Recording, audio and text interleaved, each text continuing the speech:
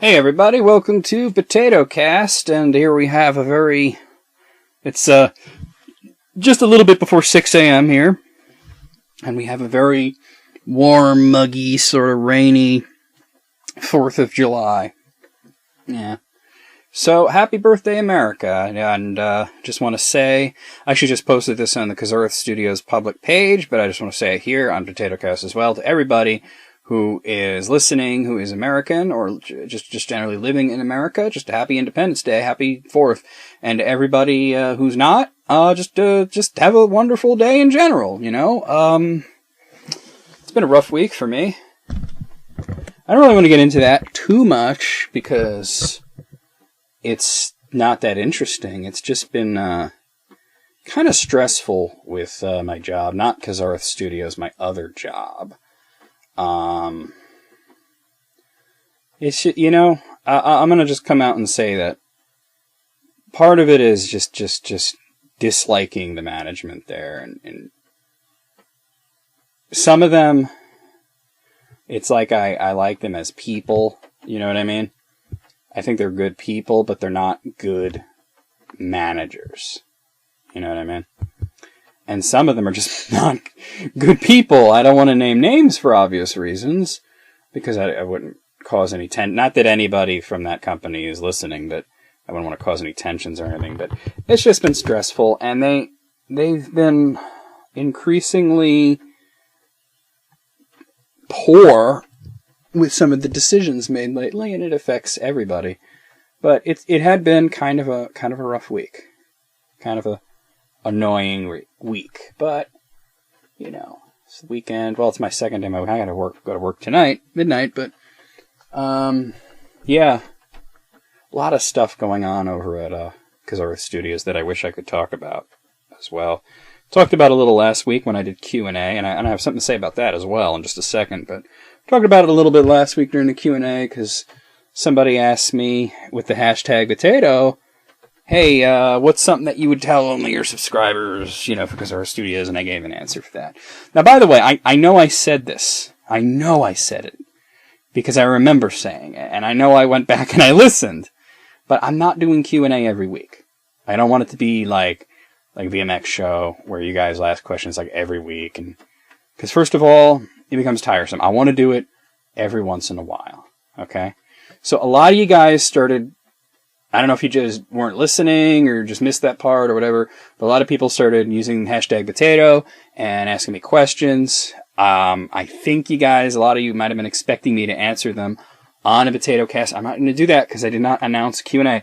When I'm going to have a Q&A, the week before, I will say that I'm going to have a Q&A. I'm not doing it this week, and I'm not going to do it next week. I want to do it like once a month, I think, probably.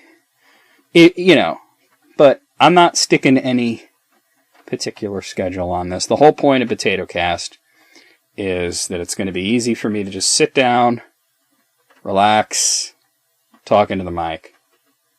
I didn't even have to make a logo. Another guy did that for me, and mad props to you, Jazzmaster, again.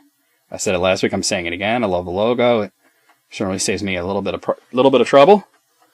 But the whole point is just, you know, openness, honesty, and just something that I can do to just connect with you guys on a real level. So, just saying that, you know, I'm not doing Q&A. So what I tried to make time this week. I did not have a lot of time this week, but I tried to make time on, what was it? It was Thursday morning. I tried to sit down and answer as many questions as I could in text. And by the way, if you have a question that you don't want answered on the show, like, you can ask that at any time, okay?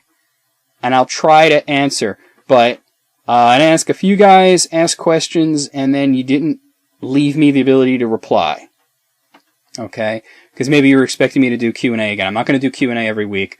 I will announce ahead of time when I'm going to do Q&A, and I will instruct you guys to use the hashtag potato.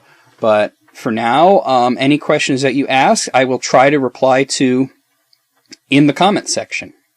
Okay? I will try to do that throughout the week. But you got to make sure that replies are enabled. There were a few people I couldn't reply to, and some of them had good questions. I don't have it in front of me right now, you know? I don't have it in front of me. But I did want to let you guys know that, about the Q&A. But anyway, let's see what I want to... Oh, okay, so I want to talk about something that I've been up to for the past couple of months, just in my personal time. Well, yeah, sort of in my personal time, at work, really. You see, you guys know I work in a healthcare field. I take care of brain-injured people, but I do work from midnight till 8 a.m. So, even though there are some, dealing with them in the morning, and sometimes I get there and they're still awake, and sometimes we have some night owls that like to stay up, but there is things to do in these houses other than just interact with the clients and help them with their day-to-day routines. Like we do have to keep the places clean. We have to do paperwork. We have to count medications, and we have to read emails and respond to things and order things, So there's a lot to do, but there's also some downtime. There's just time where we're just sitting there not doing anything. And most of the people that work there watch television. I got bored with that fast, let me tell you. I've been at this for 3 years at this particular place, and I'm just so sick of television. And now I get there, I turn it right off, And then for a while, I was bringing my my PSP and my DS, and I'd play on those. And I bought the 3DS, I bought the Vita, Well, I got to think, like when I got the Vita and the 3DS, especially, I started buying some retro games, On the 3DS, I was buying games on the Virtual Console. I gotta say, disappointed with the selection. When they did the 3DS Ambassador program, which I was not a part of because I didn't have the money to buy a 3DS at that moment, but when it was $250, I bought it when it was $170. But I know a few people who were, in the Ambassador program, and they get the free games. And looking at the list of the 10 games that people got for free, I was excited about the future of the 3DS's eShop Virtual Console section, because it wasn't just Nintendo and Super Nintendo and Game Boy, There were some Game Boy Advance games. There were some Super NES games. And the thought of having these, especially Super NES games and being able to play them on a handheld like that, got me excited. And first of all those games have not been released to the general public for sale. They were released to the Ambassador program, like games like Wario Land 4 and Metroid Fusion and shit like that on Game Boy Advance, and some Super Metroid I think was in there. I know there was some Super NES games. And they were never released to the public. They gave them to the ambassadors, but they never put them up for sale. A lot of these games have been released for the Wii U, and it seems that the Wii U gets all the Super Nintendo games and the Genesis games and whatnot. Well, the 3DS is getting mostly handheld. It's getting Game Boy Color, Game Gear, and some NES games. But I was buying I bought a couple of Zelda games and Mega Man. I bought all the Mega Man games you can get. I don't see the reason why you can't have Super Nintendo, Sega Genesis, Neo Geo, and all that shit on the 3DS. It could definitely handle it, but they just decided not to do that. Maybe sometimes they think they have too much money, and if they make too much more, that, I don't know, something could happen. Maybe superstition, who knows? But sometimes I think about Nintendo, that they can make money pretty easily, and they choose not to take that route. But a lot of game developers, game publishers, and console creators are like that these days.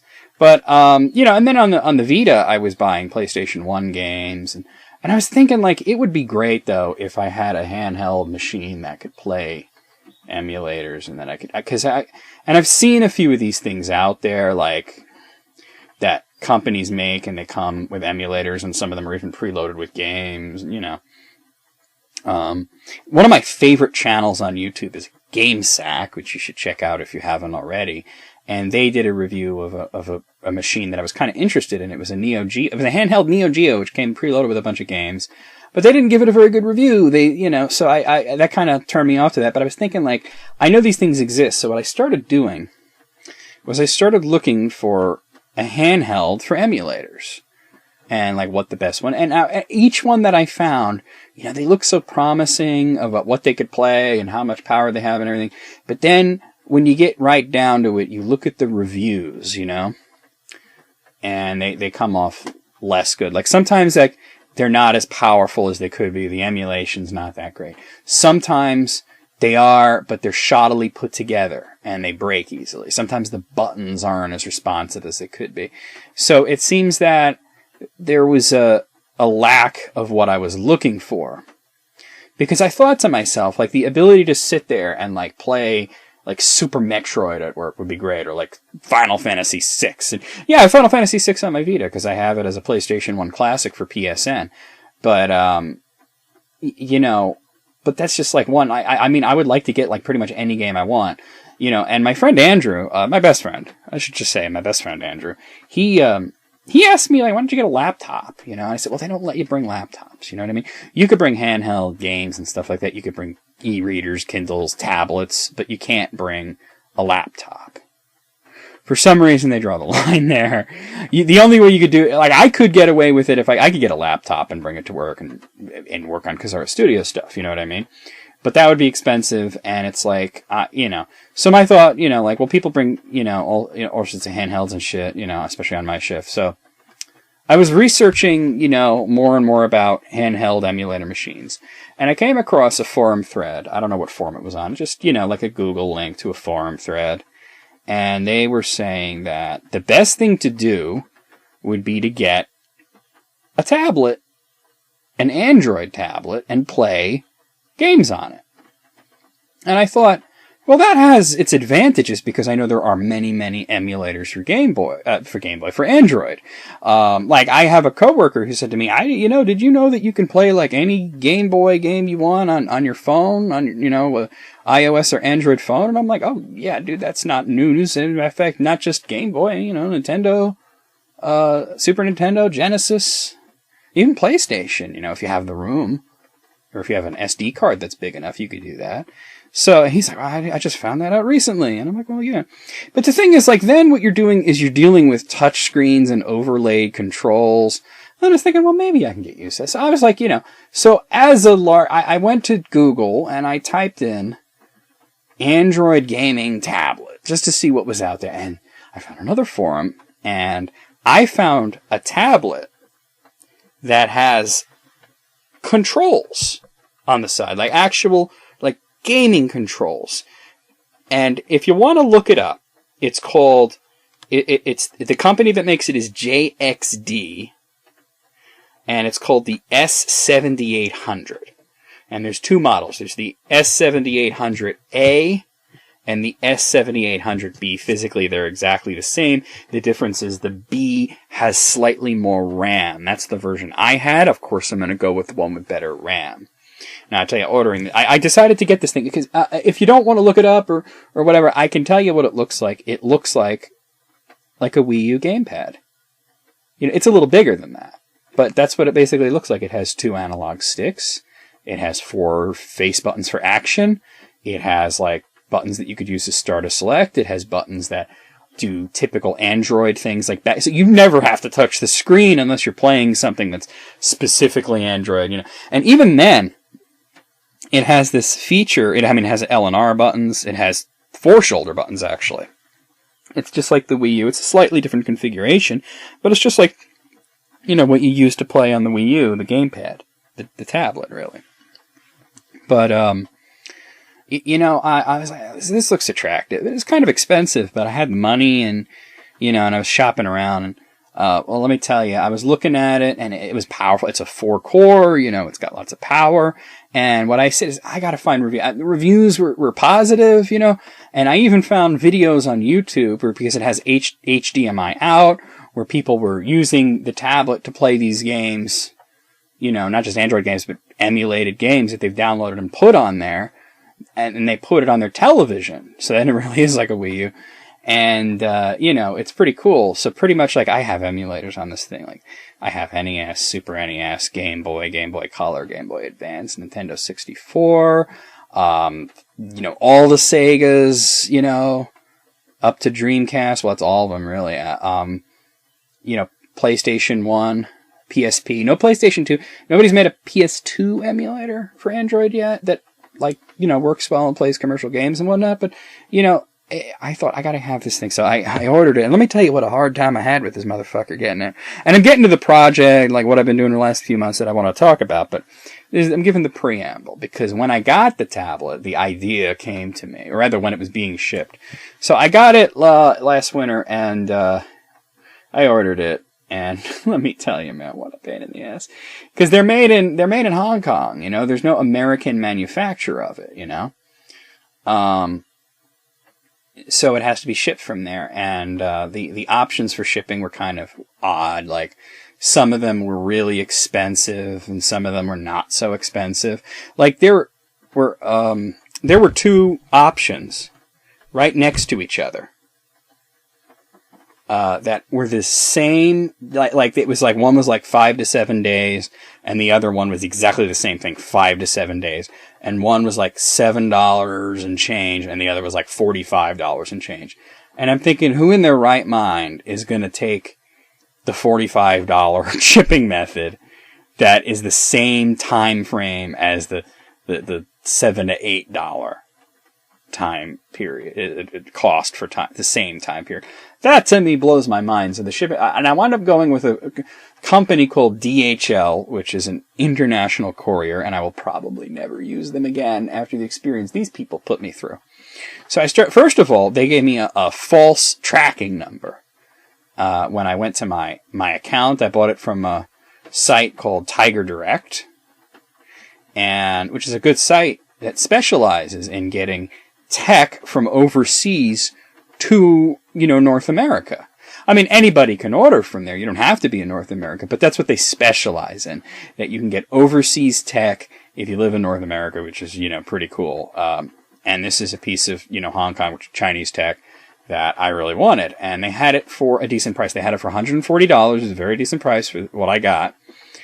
And, hey, $8 shipping, that's not so bad. And actually, I wound up getting reimbursed because of our studios, because we are planning on releasing games on Android, and and I will need it to test games on Android. And so Tanya said to me, hey, you can put it as a business expense and we'll reimburse you. So I said, hey, that's cool. I haven't been fully reimbursed because we've had some issues getting paid. As you know, if you saw the video with me, Tanya, and James talking about Desora. Oh my God, that was a nightmare. And it's still going on. We still haven't got paid for that. If anybody's wanting an update, we still haven't gotten paid. Jake Jackson's still a schmuck. This, the world is still a fucked up place. But anyway, but I've gotten like half reimbursed, and it'll happen over time. I'm not like super concerned with it. I was happy to just buy it and have it, for my own pleasure. But and I do use it for work quite a lot. I use it, color notes, and I use it to organize stuff and talk to people. Like I said, I have all this Android stuff. I have Skype and Facebook and everything on there too. So, and Steam, and I have it on my phone too. But you get my point. Sometimes it's nice to sit with a nice big screen. But anyway, so let me tell you. I order it, and I go, like, they never give you a tracking number, like, right away. You gotta wait till, like, the next day, and you get a tracking number, especially if you're ordering on, like, the weekend, which I think I was. And I went, and I looked to see what the tracking number is, and it had generated a tracking number. But it was a obviously fake number. It was all sixes. It was, like, 9 6s. And I'm thinking, 6666666, and I'm like, what the fuck is this shit? And now I was starting to worry, like, wait a minute, what is this DHL, I don't know, but I'm like, okay, and of course I'm like, well, maybe I just happened to get that tracking number. It doesn't seem possible. I mean, it seems possible, but it doesn't seem probable. It seems like, getting, winning the lottery and then immediately being struck by lightning after that. The odds of that and the odds of getting all 6s as your tracking number seem about the same to me. I don't know what the actual odds would be. Some very brainy person could probably figure that out. Depends on how they're generated, and But anyway, it didn't come up, and that's weird. And I remember making a joke about it with Andrew and saying, that's what I would expect if I was getting like a package shipped from Ozzy Osbourne's house, And I think Ozzy Osbourne shipping would be, well, if you pay him enough, he'll mail it to you. But if you go for the lower class, like media mail kind of thing with him, what he'll do is he'll tape your parcel to a turtle, yell fuck, and kick the turtle as hard as he can. And if the package finds its way to your destination, to your house, that's purely coincidental. That's the joke I made there. Which doesn't seem as funny now as it did then, but anyway, there you go. So anyway, I just love the visual of him screaming, fuck! And kicking this turtle as hard as he can, hoping that it'll, soar to its destination or, somehow find its way. It's like the owls in Harry Potter, except really slow and not magical at all.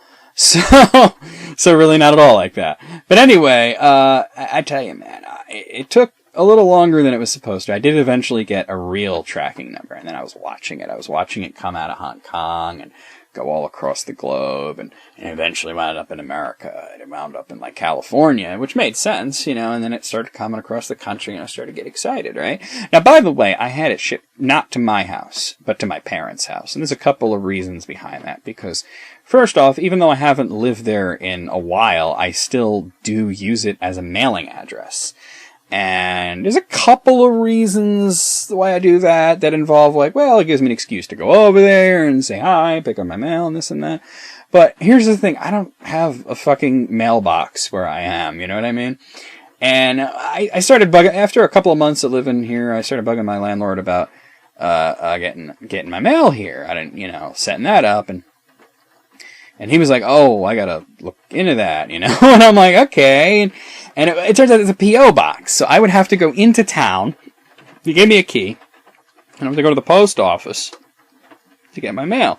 At that point, I might as well just go to my parents' house. It ain't that much farther, and I get to see my parents. I get to see the dog, Sometimes my sister or my nephews are there, And if they're not, they live very close by, and I can go see them. And then, so I do my laundry there sometimes. Not all the time. Sometimes I go to a laundromat or whatever, but usually I try to get to my parents' place, and hang out with them, maybe watch a movie or something, It's funny. When I live with them, it's like, oh my God, I'm just like so done. I'm so over these people, But now when you don't live with them, you're thinking, you know what? I wouldn't mind hanging out with mom and dad for a couple of hours.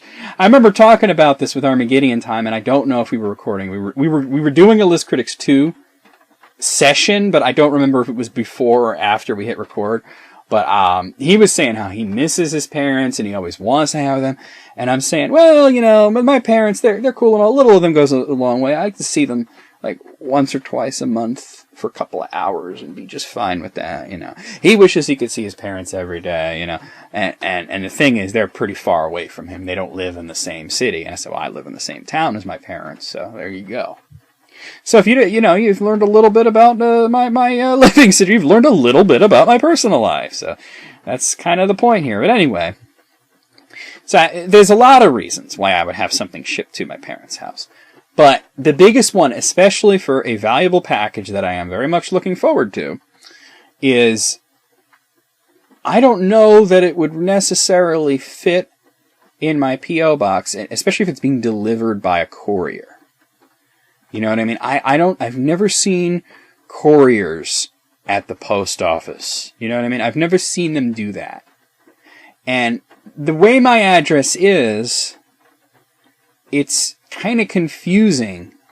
Like if I want to get a pizza, and they say, hey, do you want to pick it up or get it delivered? And now, let me tell you, I've had it delivered a few times. Delivery pizza is great when you have a great place, and I go to a great place, let me tell you. But I have to not only give them the address, but also give them instructions on where to go. You know what I mean? And there was no way to leave instructions for DHL courier. I don't know where the package would wind up. You know what I mean? If it wound up with my landlord, that would be great, because he would just give it, he'd see my name on it and say, oh, this is for John, and he would just give it to me. And we'd probably shoot the shit for a little while, and that would be it, and I'd get my package. But who knows where it could wind up? You know what I mean? Who knows where it could wind up? But my parents, their house is a little easier, in that sense. And also, another reason is that they're always home. Not all the time. They do go out. But here's the thing. I work a lot. And I work at night. And because I work at night, guess when I sleep? In the afternoon. In the afternoon. Because I go to work at for 12 midnight, and I hopefully get out at 8. Hopefully. That's the goal. Sometimes you get stuck. The latest I've gotten stuck was, sometimes you get stuck because people are assholes and they don't show up for work, or because the supervisors are morons, and you get stuck till 12, you get stuck till 2:30, One time I got stuck till 5 p.m. That was nobody's fault. That I couldn't blame anybody. Because that was 3 feet of snow, a snowstorm that was not this past winter. The winter before that, we had this one really bad snowstorm. Because, global warming makes the winters worse and worse somehow. And somehow the summers, I could count the number of hot days we've had on 2 hands. Okay, this summer so far. I'm not complaining about that. I can run the air conditioner less and not sweat my balls off all the time and feel like I have to take 3 showers a day. You know what I'm saying? So I don't mind this mild summer that we're having, but it just cracks me up. People go, yeah, global warming, and I'm just like, the climate's supposed to fluctuate. It's supposed to do that. But anyway, I don't want to get into politics. I really don't, because it has become a political thing. I'm not saying that I'm a denier. I'm saying that the people who parrot it, I question their motives, and sometimes I think they make it into a much bigger thing than it actually is. And that's where I'm going to leave it at. I really don't want to discuss that right now. Because, there's certain things that just lead to arguments. You know what I'm saying? And I don't want to have arguments on YouTube. I'm trying to avoid that. I really, really am. Because I'm over it. You know what I mean? I'm over arguments online in general, especially on YouTube. And I'm at the point where they aren't coming at me. Every once in a while, there's a few videos that I'll get comments on where I see so-and-so has commented on X, and I'm just like, oh, this is gonna be a bad one. Like if it has anything to do with wrestling. There are people out there who still think I fucking hate wrestling and its fans. Tanya's a wrestling fan. S-Serpent is a wrestling fan. I know a lot of wrestling fans. You say something as a hyperbole and people go crazy. But anyway, or Dragon Ball Z, that I really do. I can't stand Dragon Ball Z. I'm not saying I hate the fans. I know people who like it. But, I see these certain videos where people, they don't see the humorous side of it. They just see, he's insulting something I like. That's just like him insulting me. So fuck you. And I'm going to call you all sorts of names, And I'm at the point where I just go, okay, yeah, and I ignore it. And I don't come back at them, I don't block them, I just kind of ignore it. And some people have been telling me, that's the way you should have handled it before. And I'm like, well, that wasn't fun. But now it's not fun to do anything. I just don't want to be bothered. I got other shit to deal about, as I've explained in the initial potato video. It's taking a long time to get to the point here. I keep getting sidetracked, but that's the whole thing about doing a podcast based on verbal diarrhea. Oh, a lot of you guys came at me on Twitter, and that's really cool. And I noticed a lot more people, were coming at me on Facebook, so that's cool. Links are in the description, of course, if you want to follow me on either of those. Well, follow me on Twitter, on Facebook. Different terminologies. And by the way, I will not be getting, Instagram or anything like that, because I just... if I want to post pictures, I'll probably post them to Twitter and Facebook. I don't need, a separate thing, and the Instagram app is kind of crappy. You can't even zoom in or out, Anyway, Rhett and Link did a song biscuit about that. You should check out their channel. You probably already have. They're fucking insanely popular. But anyway, what was I talking about? Oh yeah, okay, so the whole package dealy. So anyway, my parents are always fucking home. Yeah, they go out, but they're generally speaking, they're retired, both of them. You know what I mean? They don't have incredibly active social lives. You know what I mean? They don't go out all the time. They don't have, a lot of friends. They have friends on the internet. You know what I'm saying? They talk to everybody on Facebook. They're pretty modern in that sense, So, and I told them, hey, it should be coming on this day, roughly around this time. Just keep an eye out for it, right? Oh, I was also talking about the snowstorm. Yeah, we had this bad snowstorm, and I got stuck there till 5. That was nobody's fault, because we had people that wanted to come up and relieve me. The supervisors were like, hey, we got somebody to relieve you. And I'm like, yeah, and how are they going to get past the 3 feet of snow in the driveway? Like, you haven't been plowed yet? I'm like, no, you got to call the plow guy. They plowed the house next door. They didn't plow us. And the house next door is not just some person. That was our house, too. So it was just crazy, And they're like, oh, my God. And we don't know when they're going to come. And, when there's 3 feet of snow. I got stuck there till 5. It was crazy. So that was nobody's fault, though. I'll blame God if you're so inclined.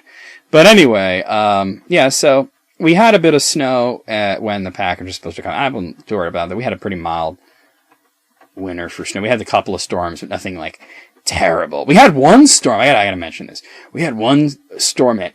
They were talking about you're gonna get feet of snow, and everybody was saying we're gonna get like 3-4 feet of snow. It's gonna be that. They were calling it snowpocalypse, and I'm just like, what are you talking about? Because I got on the app, weather, and what are we gonna get? And it said 6 inches. And I could deal with that. Some people that sounds like a lot. Like if you live in a major metropolitan city, if you're like in New York, Philadelphia, Los Angeles, 6 inches of snow sounds pretty severe. When you live in the country like I do, 6 inches of snow sounds like, whew, we dodged a bullet. You know what I mean? It's just the way it is. So, here's this one woman. She's like, we're supposed to get 18 to 36 inches. And I'm like, what are you looking at? And she goes, NOAA. And I thought she meant NOAA, which is like an actual weather thing. But she was talking about NOAH, which is like this ghetto weather app that nobody's ever heard of. But she's like swearing by it. And I'm like, okay, well, what I have on my phone is the Weather Channel. And the Weather Channel says we're going to get 6 inches of snow. And she's like, they're wrong. And I'm like, okay, well, things change. You do check back from time to time. And, sometimes it says 6 inches and then it changes to less or more, But, it was funny because that's exactly what we got was 6 inches. The Weather Channel, you gotta, if you're looking at it a week in advance, it's not going to be right. If you're looking at it the day before, it's probably pretty accurate. And I remember when I came in to relieve her and I said, so 18 to 36 inches, huh? She got so pissed at me. I wasn't trying to rub it in. I was just saying, don't panic over shit. You're so sure that this app that no one's heard of is correct.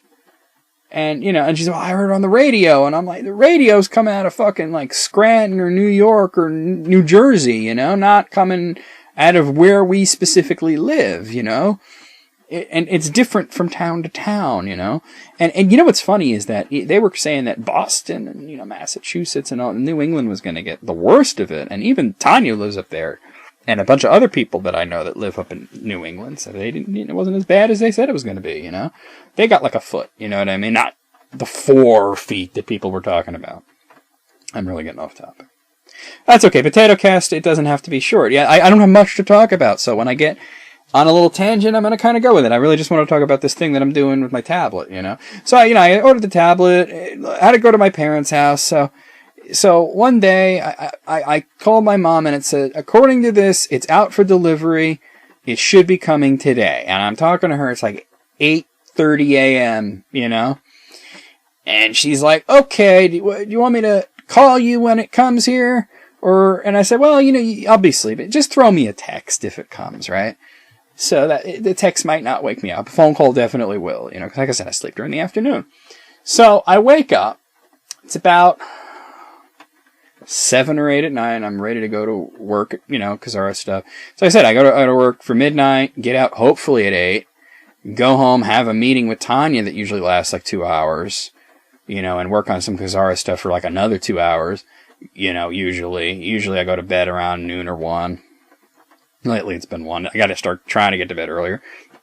And wake up 7 or 8. Kazara Studios and then go back to work, And then the people at my other job wonder why I don't want to take overtime. But I fucking 2 jobs, man. Everything's overtime. What the fuck are you talking about?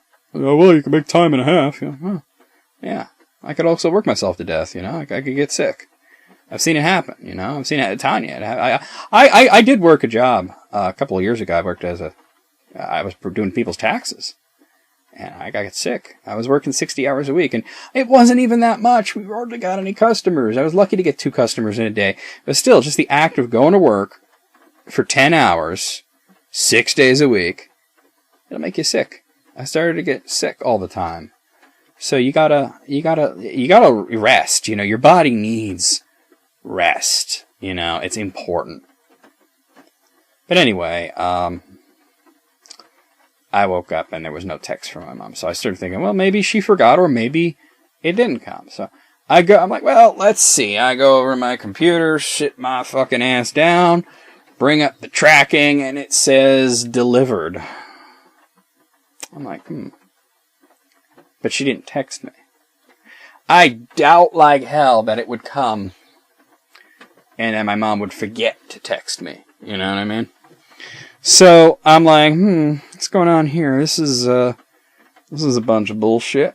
This has had me a little worried at this point. But, so I texted my mom. I said, did the package come? She says, no. It says delivered. Now, I was very careful about the delivery instructions for DHL. And I'm going to tell you guys, by the way, never use DHL. You're about to find out why, but I just want to tell you right now, never use DHL. If the other option is $45, either maybe find something else or maybe you want to pay that much. But DHL is awful. They're terrible. And I wound up looking into it, and it turns out what they did to me is what they do to a lot of people. Their drivers are the worst. I mean, I wish it could have been UPS, but that's an American company. They don't ship from overseas. You know what I mean? I mean, I think they take shipments from overseas, but it's like UPS was not an option. You know what I mean? FedEx was not an option. It was DHL and some other people I never heard of. That was $45. Well, anyway, let me tell you, man. Oh boy, oh boy, oh boy. So now I'm like, thing says delivered. It ain't been delivered. And I was very careful in my instructions to DHL that I checked the box that said signature required. Now that's important. That means that if nobody's there to sign for it, they can't just leave it there. They could leave a note saying, we missed you, we'll be back at X time and X day, that kind of thing. I asked, could you check and see if there's a note on the door? She goes, nope, there's no note on the door. Okay. That's interesting. So, it was like, I had to go to work and then, I was off that night. And I was thinking about it. I was sitting here thinking about it all night. I was off from my healthcare job, and I was sitting here working extra at Kazarish, because that's what I do on my days off. And I tell you, man, I was getting angry as the night went on, because I'm thinking, where the fuck is it? Where the fuck? Because what I did is I decided to go back into the tracking and look at it closer. Because if somebody signed for it, see, they sign on an electronic thing, and then you're supposed to be able to view it online. So I said, I want to see whose signature's on this thing. So I look on it, and it says, what did it say? SOC? SOF. That's what it said. SOF. I said, what the fuck is SOF? Who's SOF? Some ornate fucker? Ornate's not the word on it. Obtuse is the word. Ornate means fancy. Maybe he's fancy. Some fancy motherfucking ornate dickhead, But SOF, some obtuse fuckhead? What is that? So I Googled it. Signature on file. What? Now, how could they have my signature on file when I've never used them before? Getting pissed, yeah? So I was like, when can I call them? Looking up their hours, looking up their customer service. I gotta wait till 8, 8 a.m. I'm calling them, like, what the fuck? Alright, I was a little nice at first, but I was angry. And I'm like, it says SOF. What the fuck does that mean? He said, well, it means signature on fire. And I'm like, oh, really? Because I was very specific, very careful. And when I had this ordered, that I said signature required. So you can't put SOF. And they're like, well, let me look into it. And the woman looks into it, and she says, okay, let me have your number, and we'll do a little investigation, and we'll call you back. I get a call back like an hour later. Now it's like 9 a.m., And they said, well, we called the driver, and he said he left it at the door. And I said, well, first of all, not allowed to do that. If you put signature required, they can't just dump it on your doorstep, even if nobody's home. It's like, well, he said nobody's home, so he left it at the door. Well, first of all, I know for a fact that my parents were home. So I had it sent to their house, and they were home all day, you know what I mean? And even if they weren't home, I put signature required, so he can't just leave it there. And it ain't there, because I had my mom go outside and look in front of the door, and there is nothing there. And by the way, if you motherfuckers left it out there, it is now covered in snow. You know? So I was pissed, you know? And I'm like, this is a fucking expensive piece of electronics. I don't know what kind of packaging it's coming from. It's coming from Hong Kong. I don't know if it's like got the proper kind of protection against the elements. So I'm pissed off, you know, and I was saying, and she was like really nice about it. And she was saying, well, the best I could do for you right at this moment is to file a complaint against the driver on your behalf. And I said, yes, please do that. And, by the way, in the time between the initial phone call and when the person called me back, it was a different woman, by the way, 2 different ladies that I spoke to. I had done a bunch of Googling about this, and apparently they do this all the time. People order, they get the DHL courier, they say signature required, and they will be home, see the DHL truck come up to them, see the guy leave it there, and write SOF on the thing and leave. They don't even knock or ring the bell. So they do this shit. They are lazy motherfuckers. And that pissed me off.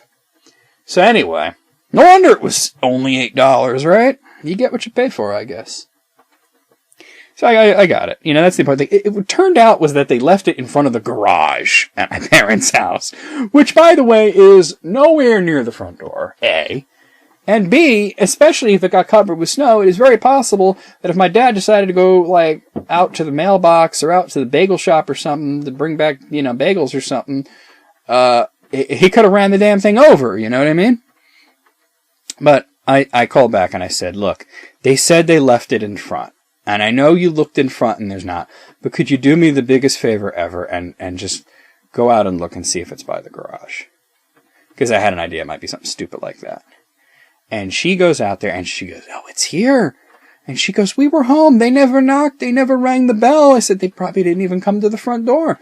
Because you know what? If he had walked up on the deck to go to the front door, the dog would have barked. So anyway, I got it, though. I went over there and, you know, got it and then left. I came home and anyway, I set a thing up and so what I decided to do was, and I got to talk actually about my friend Andrew here. My friend Andrew, a couple of years back, like a year and a half or so actually, he decided to do this project, which basically involved playing like every fucking first-person shooter ever. And he made this whole list, and he organized it, and he buying a bunch of games and all this shit. And sort of he would play them and do like these little reviews on his Facebook and talk about them with his friends. And just to sort of like go through everything. And he wound up expanding it quite a lot. Because like if he played like say Doom, but all the games made in those engines. And some of these engines, there are other games. Like say he wound up playing, you know, like a lot of games that are not first-person shooters. And he's still doing it to this day, by the way. You know, and I thought, you know what, now that I got this tablet, and I said, I love the fucking thing, by the way, it's great. But, and I recommend you guys look into this. It's called, like I said, JXD S7800. They have earlier models. The X7800 is their 7-inch screen, and it's got a lot of power to it. It's pretty cool. The version of Android it uses 4.2 is a little wonky. Like occasionally it'll lock up on you and everything, but it's and you're like not a lot. Like you could, I think you can't upgrade. Like you can't upgrade to 5.0. Like I wouldn't anyway because like I don't know, like it'll fuck up like emulators and shit, and you know the file system is like made in Hong Kong and whatnot. But it's very easy to use, you know. But like that's the only really downside to it is like you know the older version of Android. But anyway, I decided, like, it would be cool to do something like he's doing. And my project idea is, like, a way longer thing. But to play... And by the way, you guys will know about this if you're very observant on Facebook, because I talked about this on Facebook, is to do it with JRPGs, Japanese style, not necessarily made in Japan, but Japanese style role-playing games. And then I would use emulators and whatever I had to try and play them. And so I had a lot of downtime at work, so I, you know, started playing them. And I started with, I'll tell you what I've done so far. I've done, I'm on my 9th game of this, and considering they're RPGs, I am getting through it pretty good. I started with the classic Phantasy Star games. I did Phantasy Star 1, 2, 3, 4. And, like I said, I posted reviews of them on Facebook. I haven't done it every time, but I try to, get a screenshot of the last boss and put that as a thing. I started that with Phantasy Star 4, and ever since then I've been doing it. So if you look at pictures, it might be easier to find them. But I did Phantasy Star, and then I moved right into Dragon Quest. I'm doing, Dragon Quest 1 through 9. 10's an MMO, I have no interest in that. It never came out here anyway. So yeah, and I want to just, say that this has been a really cool experience, and I'm trying to, play as many as I can. And after I'm done with Dragon Quest, I'm actually going to play Xenoblade Chronicles on my 3DS, because I did buy that kind of recently when I bought my new 3DS. I bought the new 3DS XL and Xenoblade Chronicles 3D, and I want to play that, and I'm like, well, when I'm done with the Dragon Quest series, then I'll play that. You know what I mean? But, and then I don't know, after that I'll figure it out, but I did Phantasy Star and I am doing Dragon Quest. Just to talk about, the project and how it's been going. I played Phantasy Star 1. And by the way, some of these games in Phantasy Star especially were my first time playing. Some of them I'd played but never, played extensively, so this was kind of new to me. I did want to start with something kind of newish to me, because I didn't have, a lot of Sega stuff growing up. I had Nintendo stuff. And I was glad, because I'm into a lot of different types of games. I really am. But RPGs are among my favorites, and Sega didn't have a whole lot. They had some, but they didn't have a whole lot. Phantasy Star is what they, their main claim to fame. So Phantasy Star 1, I played that on, Sega Master System, was very impressed. Did the review, I got a 9 out of 10. Very impressive for an 8-bit game. Especially it was pretty early in that era, Very advanced for when it came out. Give that a 9 out of 10. Phantasy Star 2, I was excited to play this, man. I tell you. Because Phantasy Star, everybody talks about Phantasy Star 2 and 4 on the Genesis. They say, well, 3's the black sheep. 3's not as good, And Tanya was the one, interestingly, telling me, you're going to like 3. 3 is underrated. 3 is really fun, actually. I don't know why 3 has such a bad rap, But I'm like, well, we'll see. Because everybody, people who are into RPGs, but for whatever reason, they had Sega, maybe because that's what their parents bought them or whatever. They talk about, the way we talk about Final Fantasy 4 and 6, or back then they were called 2 and 3, but 4 and 6, they say, well, we had Phantasy Star 2, which was their equivalent of Final Fantasy 4, and Phantasy Star 4, which was their equivalent of Final Fantasy 6. I thought it would be very interesting to play, especially since I really liked Phantasy Star 1. Phantasy Star 2, I kind of sucked, man. I didn't hate it. I started hating it after a while. It got boring. It's too long, dull, repetitive, storytelling, not as interesting. Had a few good moments, I was just after a while, I was just I started using the Game Genie codes to get through it quicker because I was getting bored. In the last dungeon I started doing, I was I'm so over this game. Give it a 5 out of 10. Just disappointing. I was no, it is nowhere near. The nostalgia glasses need to come off. It needs to be looked at objectively. It is nowhere near the level of a Final Fantasy 4. You know what I mean? Not even close. Not even the level of a Final Fantasy 2, to be honest. Famicom. So then I was well, now I'm going to play when everybody says sucks. Final Fantasy Star 3 Generations of Doom. Wound up actually enjoying it. I had some emulation problems. I had some emulation problems with 2, but I was able to get through it. There was a couple of crashes. See, I wound up... There was this one Genesis emulator that I was using for Phantasy Star 1 that played, not only Genesis, but it played Master System and stuff. I didn't find, for Android, a dedicated, Master System emulator. I found Genesis emulators that would play Master System. But then I thought, well, for Genesis, it would be better to get a Genesis dedicated, because I had this one called... Genozoid, I think? Or I had 2 of them. One was Genozoid, one's Gen Plus Droid. One of them sucked. The one that was just Genesis sucked. I had some issues with the sound in Phantasy Star 2. I had a lot of issues with the sound of Phantasy Star 3, and it would crash randomly. There was a couple of areas where it would crash a lot. It was rough to get through, but wound up really liking the game. Gave it an 8 out of 10. Phantasy Star 4, this one, everybody's right about. It's a masterpiece. I loved it. It was my first time playing that one. I've never played it at all. You know what I mean? I played 1 and 2 briefly, never really got through them until this.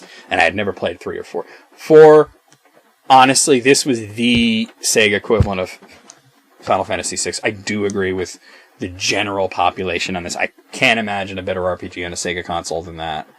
Exclusive to a Sega console, anyway. In the Skies of Arcadia, but that eventually came out on GameCube. But anyway, so I did that, and then I was like, well, I'm gonna play Dragon Quest. And what's interesting is for 1, 2, and 3, so like, okay, I was thinking like I could play the NES versions, which is what I played when I was a kid.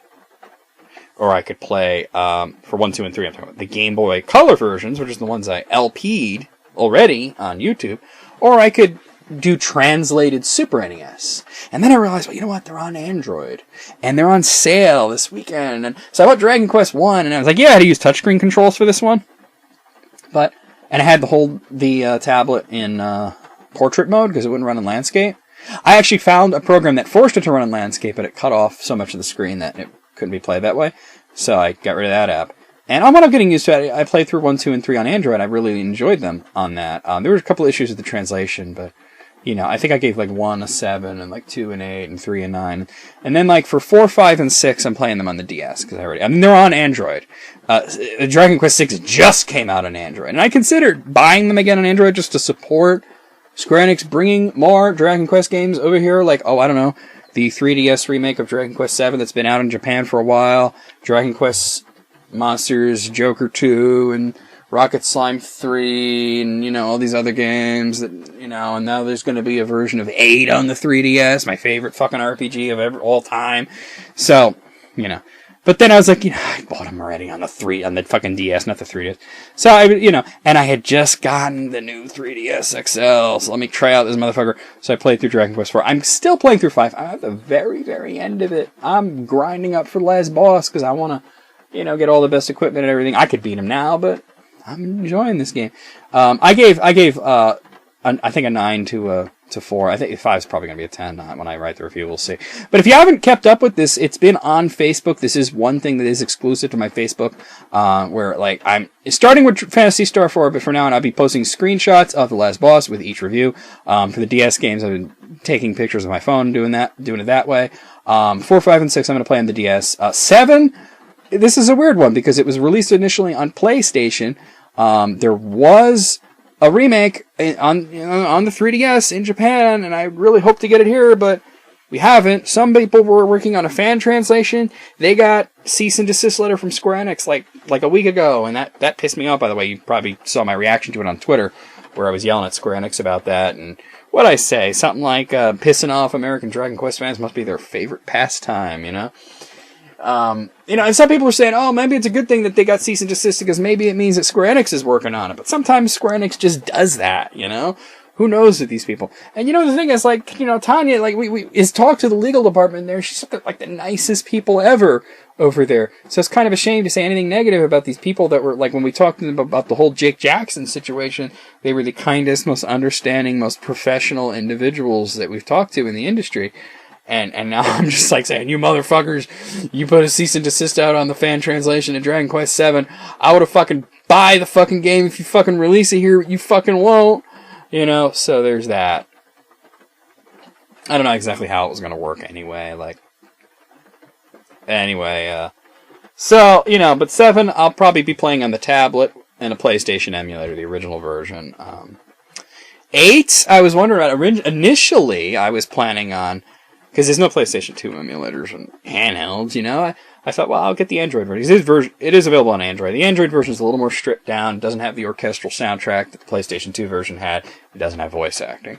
That kind of sucks. But to put a huge game like that on Android, you know, for only $20 is a thing. You know, and there are limits to how big an app can be on the Google Play Store or on the Apple Store, you know. So there's that too. And they had to make cuts somewhere. And then I found out there was going to be a remake, or really like an HD remaster sort of dealie on the 3DS. And I'm like, well, is that going to come out in America? Probably not. I don't know. We'll see what happens. So, I don't know. It's already translated. The voice acting is already done. I mean, there's some new content, but I don't know, man. You know, not every part has to have voice acting. I'd be happy just with the text translation for those parts, because there were no parts in Dragon Quest VIII that had only voice acting with no text on the screen. Like, everything was captioned, so, you know, I don't know. 9 I'll play on the DS, because that's the only place to play it. I don't know if I could play DS games emulated on the tablet, by the way, but I don't fucking have to. If I own the game, right, and I have a new 3DS XL, which is really cool. 10, I'm not playing. It's an MMO. I'll stop there. Then, play Xenoblade Chronicles 3D. And after that, I was thinking of doing, like, Lunar or Lufia. I was thinking Lunar. Because I never played through all. I've just dabbled with Lunar. I never, like, sat and played, like, an entire Lunar game. And this is interesting, because Lunar started on Sega CD, the first 2 games. There's only 3 of them. There's Silver Star, there's Eternal Blue, and there's Dragon Song. Now, from what I've heard, Dragon Song's in PSP. From what I've heard, it's bad. I don't know. I'll find out. You know what I mean? But the first 2 were released on Sega CD, and those were cool and everything. But then they re-released them on PlayStation, and supposedly those were even better. And I said to Tanya, I said, I'm probably gonna, like, when I do Lunar, like, I'm probably gonna do the PlayStation versions. And she's like, oh, but Lunar Silver Star Harmony on PSP is so it's like the definitive awesome version. And I'm like, well, yeah, but there's no, like, PSP 3D super version of Eternal Blue. And she's like, and it would be, like, weird going to the sequel and having it, like, kind of go back in time like that. So I'd like to play them where they're at least comparable. So I'm probably going to play the PlayStation version of those. After that, I don't know. I'll probably play some random, like, one-off games that are not necessarily parts of series, like, kind of like Xenoblade Chronicles is not really part of a series. Although they're doing Xenoblade Chronicles X on the Wii U. And I don't have a Wii U, man. It's funny, because now they're talking about the NX, that's another thing Nintendo announced. Well, I don't know if they, like, it's been, they haven't come out and said it. Like, when they come out and say it on Nintendo Direct, then I will 100% believe it. But supposedly, the NX console, which we don't know what it's really going to be called, but, because their code names always turn into anything else, something else. I mean, the Wii was called the Revolution, the GameCube was called the Dolphin, But the NX console that they've been talking about is supposedly going to be, they're going to start manufacturing in October, which is in 3 months, and then they're going to release it supposedly next summer, which is weird for Nintendo. They always release their consoles in November. November, there's certain things you can count on, like Call of Duty and Nintendo consoles, you know what I mean? And it's weird, like, in the summer and, like, June or July. My friend Brandy was talking about that, and I'm like, Brandy, I don't know if I agree with that. I don't know if that's really real. It's not coming from Nintendo. It seems weird, and it seems too soon for the NX. Like, I know they've been admitting to their struggles with sales in the Wii U, and I know they're saying that they won't abandon the Wii U. They're saying that, but here's the thing. When the Wii U was announced, they said they wouldn't abandon the Wii. How many Wii games came out after the Wii U that were, like, high profile, really good games? When the 3DS came out, they said, we're not abandoning the DS. As a matter of fact, I remember Reggie saying we're going to have 4 consoles on the market that will all be supported. And they had the Graphica, Wii U, DS, 3DS. It didn't happen. It became Wii U and 3DS, And honestly, even though the 3DS is the console that's actually making them a lot of money, it get shafted on virtual console stuff, I think. There's not enough, like, stuff on there to buy, on the virtual stores, on the eShops. But, like, there's a lot of, like when they talked about, I fuck Earthbound anyway. And by the way, I will be doing that series in my RPG project. I will be playing games that I know I don't like. And yes, I'll go through the other series, and I will be doing honest reviews of them.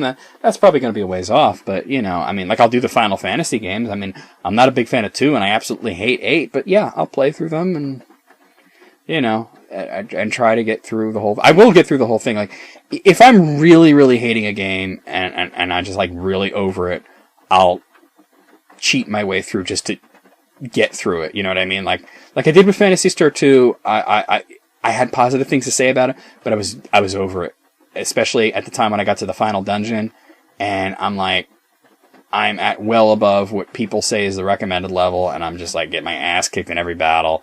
And I'm being super careful, so I just, like, put a Game Genie code in my emulator that, every battle is one hit.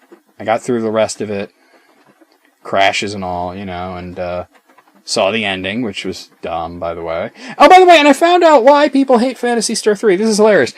The ending of Phantasy Star 2 was interpreted by people at the time as being a cliffhanger.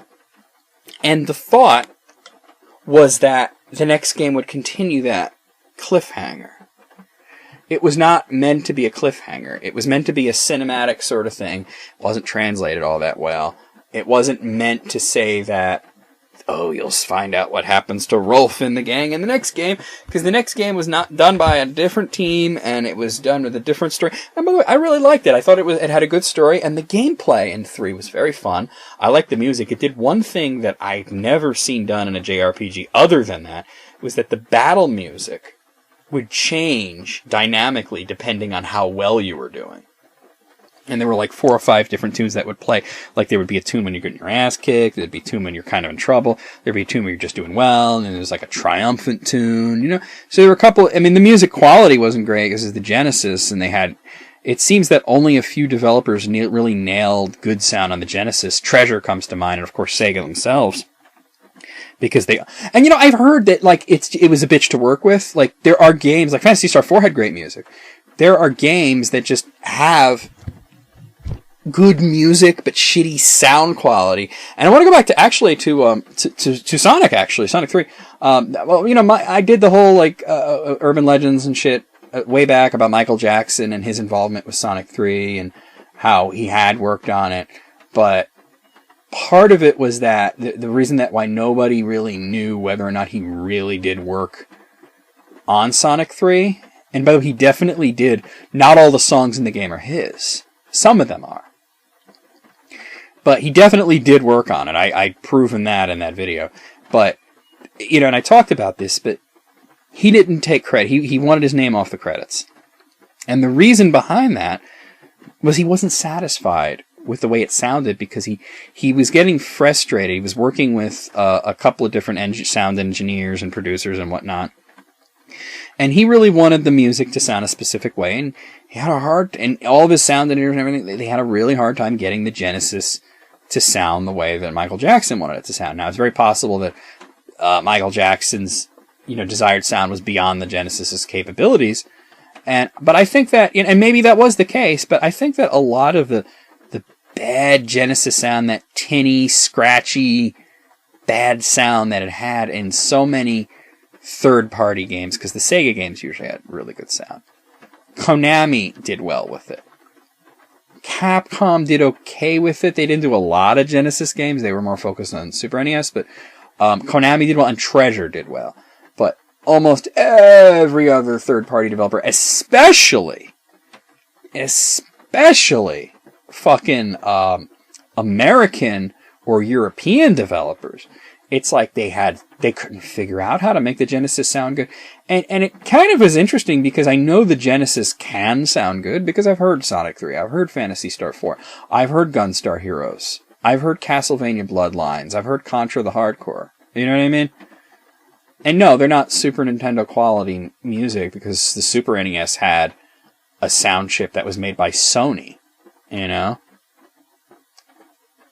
And yeah, that prototype was found recently. Sony Nintendo PlayStation. The guy found a prototype of it in his attic. Not only is it like authentic, but it may have been owned by the creator. You know, not Kutaragi who created the PS1, but the creator of the prototypical Nintendo Sony PlayStation. You know, or Sony Nintendo PlayStation. I forget which one they were going to go with. But there you go. I mean, it was an all-in-one system that accepted Super NES cartridges and discs that would be played that Sony would manufacture, but you know, I did an Urban Legends about that, but Nintendo found out that they had a bad contract, and that if the contract was interpreted a certain way, it would basically give Sony rights to certain Nintendo properties, you know, and then they would have creative control, and Nintendo wasn't willing to give that up. And you know what's funny is it wound up happening anyway, because they worked with Philips next, and Sony went off on their own and made the PS1, which was awesome, but, you know, Philips, when Nintendo was like, you know what, the CD thing isn't going the way we thought it was. We did this because the Sega CD made us crap our pants, and now we're seeing that the Sega CD is not selling well. It's not getting good reviews. People do kind of look at it as a joke. There's a couple of good games for it, but it's not worth the price. It's not worth the hassle. We don't need to compete with Sega CD because Sega CD is dying, so we're not going to do a CD add-on. And by the way, and that experience is what turned them off to using CDs in the future, which is why the Nintendo 64 was a cartridge-based system, and at a time when people expected them to do disc media like everyone else was, like Sega was with the Saturn, and like Sony was with the PlayStation, and Sony, you know, became the number one console maker at the time, and they stayed that way, you know, until the Wii came out. And now they have it back because PlayStation 4 outsells everything right now. I mean, it even outsells the 3DS, and the 3DS sells like hotcakes. PlayStation 4 is, I mean, Sony's back on top, which is good for them because I always liked the PlayStation brand. I was worried about them for a while, but now I'm worried about Microsoft because I don't know what the fuck they're doing. I mean, they're just dropping the price of Xbox One like a rock and taking back everything they've said, you know. And I could talk about that for a whole hour, but I don't want to because that's all in the past, you know. But anyway, yeah. All right, I wanted to talk about the project I'm doing, and sort of like you wound up getting a lot of extra story there. You got to hear about my bad experience with DHL. Don't ever use DHL. You got to hear, you know, just some stuff about my life, my jobs, and whatnot. You know, so that's going to be POTATOCAST for this week, guys. I've been talking for over an hour, and I'm tired as hell today, and I do want to get to bed kind of early-ish. So I'm going to get out of here. I'm going to throw this up, and you Civilization Saturday today. I did do it. Did it earlier. You're going to get POTATOCAST. You're probably going to get Civ Saturday after POTATOCAST, because POTATOCAST uploads really fast. I'll do that first, probably. But probably after this Civilization Saturday, and you got some Paper Mario videos coming up. You know, we're getting near-ish to the end of that. It was a very long LP, man. A lot of parts. I don't know if that was my longest. I think my longest LP was Dragon Age Origins, but... Oh, by the way, if anybody's ever wondered about... Because I know the Dragon Age Origins... I ought to tell you guys. The Dragon Age Origins Let's Play that I did a couple of years ago. And that was done on the Xbox 360 with my old standard definition TV and my old standard definition capture card. And by the way, if you guys have ever wondered why I no longer do capture card videos, it's because I have an HD TV and I don't have an HDMI out to USB capture card device for it. I have a capture card device for SD TV, so, and I could get one. But I'm trying to do things that I could play on PC. I have a lot of Steam games I could play. You know what I mean? But people have wondered, like, okay, first of all, some people have asked me, like, will I ever go back and do Dragon Age Origins Awakening? You know, the expansion to it. I wanted to, but, you know, if I did it, I'd do it on PC. It would be the PC version, you know, and it would be like it would be in HD, it would be way higher quality. But here's the thing, and I really want to talk about this very briefly, but the Dragon Age Origins LP got, like, no views, okay? Oh, not no, because there were people that were watching it because I was getting comments, you know what I mean? And not just comments on the videos, but people were talking to me about, hey, I saw, you know, Dragon Age today, you know, this and that. Like, I know Armageddon Time was watching. I know S Serpent was watching. There were people talking to me about it, but it got really, really, really low views. I don't know what it was in particular, but for whatever reason, you guys didn't catch on to that one. You know what I mean? And it's a shame, because it's one of my favorite games. And I think it was a really good LP. You know, it's not like gut-bustingly funny like Paper Mario, but I think it was really good. And, you know, now I wish I had waited until I, you know, got the PC version and could have done that, and, you know, and I could do, like, expansions and shit, and then do Dragon Age 2, you know, and I have Dragon Age 2 on Xbox, but I have no way of capturing it right now, so... You know, I mean, I could capture it, I could do that, but it would look like shit. It would be downscaled. Like, if you've ever played on an HD TV but used the standard definition options, like, you know, like those red, white, and blue, or red, white, and yellow cables, it looks like crap. That's why, like, a lot of people, I remember, like, people talking about, oh god, the Wii has such terrible graphics. A couple, you know, years ago, oh, the Wii looks like shit, the graphics are so bad. And I'm looking at it, and I'm like, no, it's not Xbox 360 quality or PlayStation 3 quality, but I would hardly say it looks like crap. I was playing a standard definition TV. It's 480p, you know, standard definition. I've played the Wii on an HD TV. It don't look good on an HD TV. You gotta have an SD TV if you want to play older shit. Or, you know what, there's Wii emulators. Do that.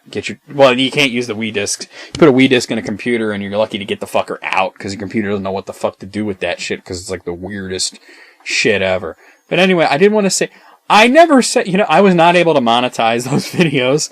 Fucking EA was up my ass about it. They would not let me monetize any of the Dragon Age videos, which is fucking hilarious. So I was like, if it gets low views, who gives a shit? I ain't making any money off it. It's okay. But you know what? Even if I'm making nothing off of it, it's an underappreciated feature that I did that I think people should check out. So if you're interested in me playing, not like a JRPG, but the opposite, a CRPG, a Western style role playing game. And I don't know why it's called CRPG. That's the computer, because Western RPGs started on computers and Japanese ones are more consoles. But these days it's all mashed up. If you don't know the difference, I'll explain it to you real fast. I'm trying to end this, but I keep coming up with other shit to say. I'll explain the difference. The Japanese, or JRPG, the Japanese style RPG, also known as JRPG or Eastern RPG. This is the stuff that is very much story-based. This is your Final Fantasies, your Phantasy Stars, your Lunars, your Lufias. The modern equivalents would be like Child of Light, even though that's not made by Japanese people. It's made in the Japanese style, Child of Light. The modern Final Fantasy games, Bravely Default, Ni no Kuni, Wrath of the White Witch. Hey, Chronicles of the Dark Lord. That's a JRPG. It may not be made by Japanese people, but it is a JRPG. Your CRPGs, computer RPGs, or Western-style RPGs, are your ones that started, like Ultima started that. You know what I mean? Ultima, Wizardry. The modern equivalents would be Skyrim, any Elder Scrolls game, Dark Souls, Bloodborne, those are that. And they do tend to be a little more actiony, but they also tend to be less about story and more about immersion and creating a character that represents you. Usually in your JRPGs, your character is defined. But in CRPGs, there's usually a lot of options. You can usually make them look like whatever you want. You know what I mean? And Dragon Age Origins is like probably my second favorite Western style RPG of all time after Skyrim. I'd highly recommend you check it out. Like I said, I would not make a fucking dime off of it. Like, I mean, honestly, if I was to tell you, go watch Super Mario World or go watch Dragon Quest, and I would make money off that, or Mega Man or something. But I'm telling you, go watch Dragon Age Origins, just because I think it was good and it was underappreciated. And I know it's a lot of parts and it got really long, but look at the views of the normal LPs around that time, and then look at that. Some of them have less than 100 views. I have 17,000 subscribers, so people were just not interested. And it wasn't like I was going to stop doing it, because there were people that were watching it, that were friends of mine, that were enjoying it. And you know what? I was enjoying it. Okay? I would want you guys to watch a Let's Play that I really enjoyed. So, check that out. Anyway, let me let you guys go. If you want to leave me comments or questions, I will try to answer them in the comment section. I will not do a Q&A next week, maybe the week after. I'll see how I'm feeling about it. I'll see you guys hopefully next week with POTATOCAST. See you then.